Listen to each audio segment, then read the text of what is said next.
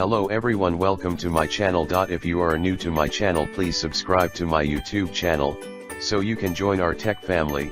If it is informative to you, please like our video, share it with your friends so they can get help with these video, and don't forget to press all notification bell icon so you get regular update and don't miss any single video. Moving traffic through the network is something we should all be interested in. Routing is arguably one of the most important considerations for a network engineer. In this and the following two videos, we're going to get an understanding of how routers forward traffic and how to configure routing.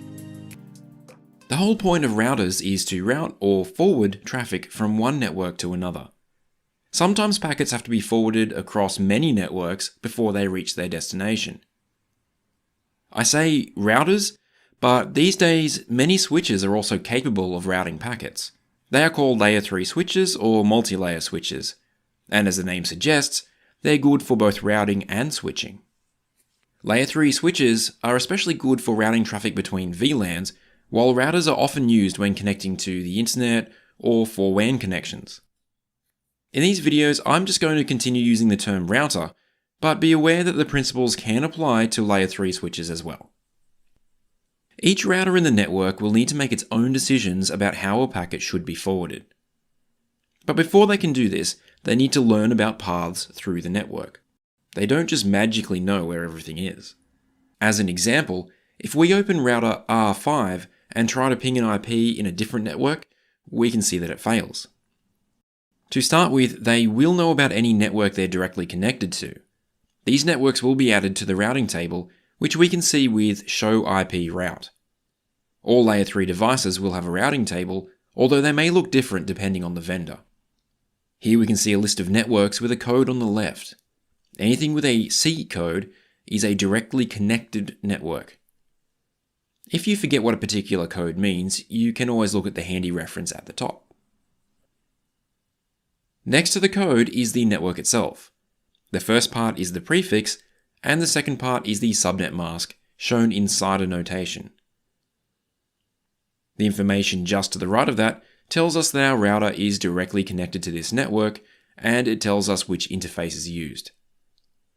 The other type of route we can see here is called a local route, which has an L code. These represent the router's IP addresses within the connected network. That means that there is one local route per connected route. Can you also see that each local route has a /32 mask? Subnet masks are 32 bits long, so a /32 mask has every bit turned on. So this refers to a single host.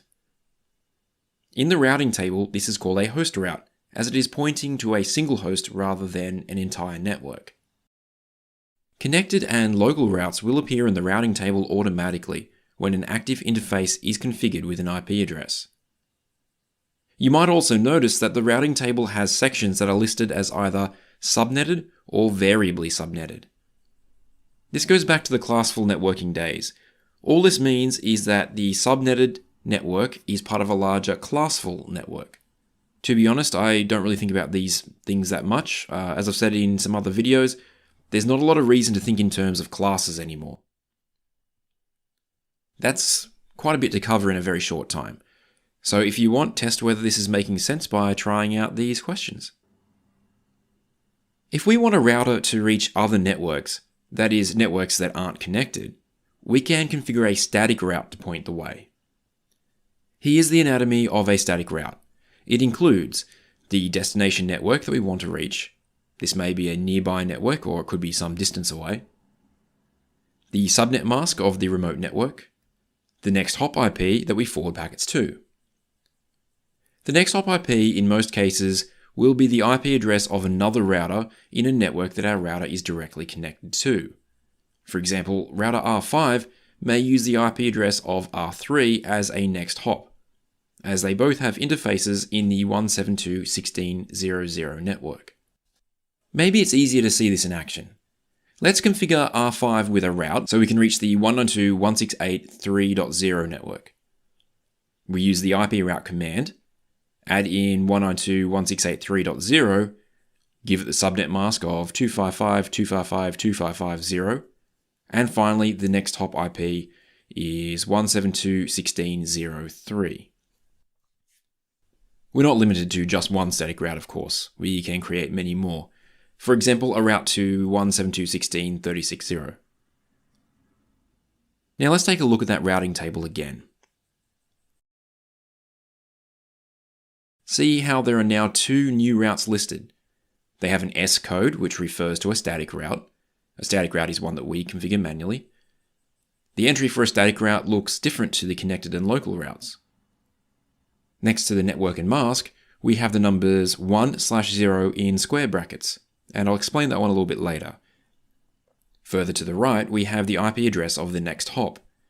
This is the IP that the router will forward packets to if it needs to send them to this network. I have a few good labs at the end of this video too that you can try this on if you want to. What do you think will happen to a static route if a link fails? We're going to simulate this in the background by breaking R5's interface to switch 1. If a router no longer has an interface in a network that contains the next hop, then the static route will be removed from the routing table. If we want, we could bypass this behavior and force the route to stay in the routing table no matter what, by adding the permanent keyword to the end of the IP route command. This won't magically make the route work though, it will only force the route to stay in the routing table.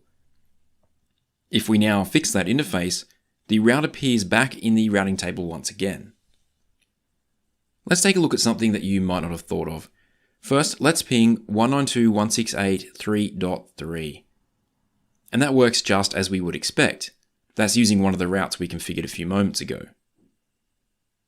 When we send a ping, the router selects an IP that it thinks is suitable as the source of this packet. So the ping will be sent from 172.16.05.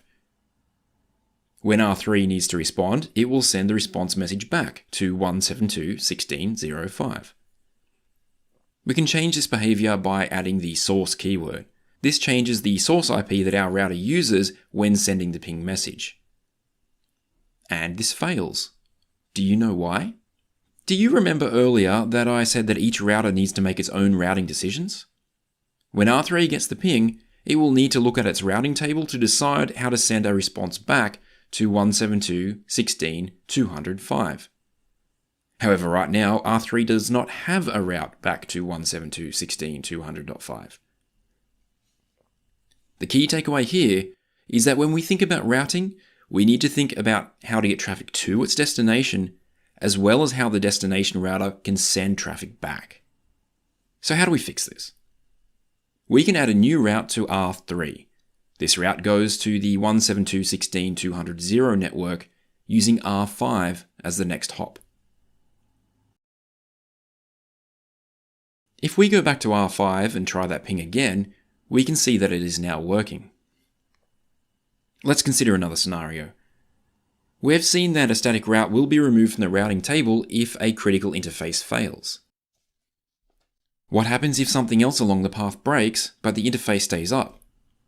Let's simulate this by shutting down an interface on R3.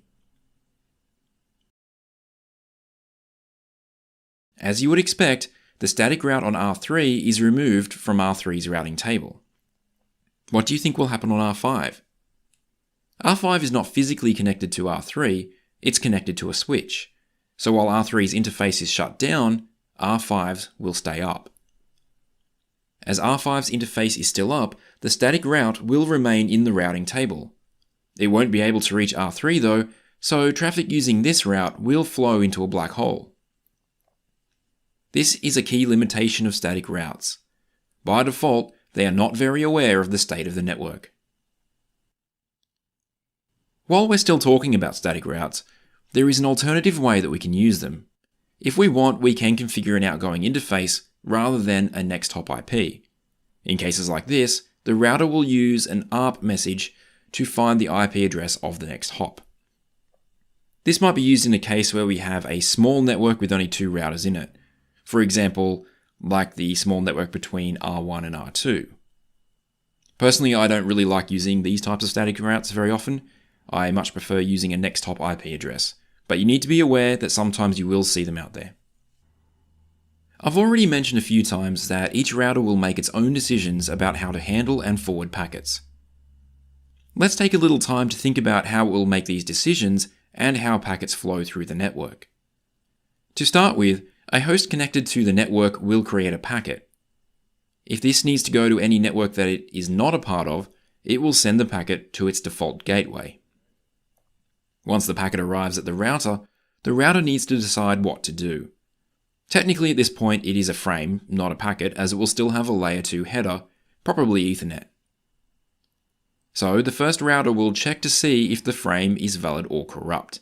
If it is corrupt, it will be discarded. If it's fine, it will decapsulate the frame, leaving a packet. It can now retrieve the destination IP address in the IP header and compare it to routes in the routing table. If there is a route, the router will prepare to forward the packet to the next hop. This includes getting the MAC address of the next hop and encapsulating the packet with new Ethernet headers and trailers. If there is no suitable route in the routing table, the router will drop the packet. Keep in mind though, that the router will not check if the next hop is up. If the next hop does not exist, the packet will be dropped. And if you want to test yourself out, here are a few more quiz questions you can try. So, hosts have a default gateway. Guess what? Routers do too. If a router does not have a route to a particular destination, it can use its default route. It's kind of a catch-all route that's used if nothing better can be found. The best example of when this is used is for your internet connection. In most networks, you can't reasonably be expected to have a route for every possible destination on the internet. So for this, you will have a default route. We can still configure this like any other route though. The difference is that the destination network is 0.0.0.0 with a subnet mask of 0.0.0.0. This will match everything, assuming that there's nothing more specific, of course. When we look at the routing table, we see this in two places. For one, it will show up as a regular route. The only difference is the star symbol. The star symbol means candidate default. You can have more than one default route configured if you want to, but the router will only use one at a time. So the candidate default is the one that the router is using right now. We also see this listed as the gateway of last resort. This is also the default route that is currently in use. Is a default route only for internet access?